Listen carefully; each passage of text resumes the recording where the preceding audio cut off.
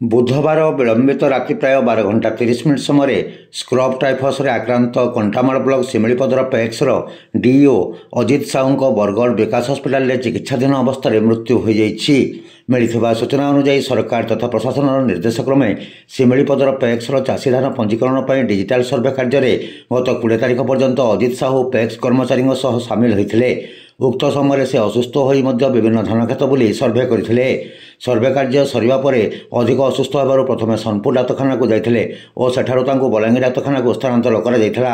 ଅବସ୍ଥା ସଂକଟାପନ୍ନ ହେବାରୁ 3 ଦିନ ତଳେ ବିକାଶ ହସ୍ପିଟାଲ ବରଗଡ଼କୁ ନିଆଯାଇଥିଲା ଓ ସେଠାରେ ଚିକିତ୍ସାଧୀନ ଅବସ୍ଥାରେ ଗତ ବିଳମ୍ବିତ ରାତିରେ ମୃତ୍ୟୁ ହୋଇଯାଇଛି। ଆଜି ସକାଳେ ମୃତଦେହ ନିଜ ଗାଁ ପଥରଖଣ୍ଡି ଗ୍ରାମରେ ପହଞ୍ଚିବା ପରେ ଶୋକାକୁଳ ପରିବେଶ ସୃଷ୍ଟି ହୋଇଛି। ସରକାରୀ କାର୍ଯ୍ୟରେ ସାମିଲ ହୋଇ ସ୍କ୍ରବ୍ ଟାଇଫସରେ ଆକ୍ରାନ୍ତ ହେବା ପରେ ମୃତ୍ୟୁବରଣ କରିଥିବା ହେତୁ ଅଜିତଙ୍କ ପରିବାରକୁ ସରକାରୀ ସହାୟତା ଯୋଗାଇ ଦେବାକୁ ପରିବାର ଦାବି କରିଛନ୍ତି।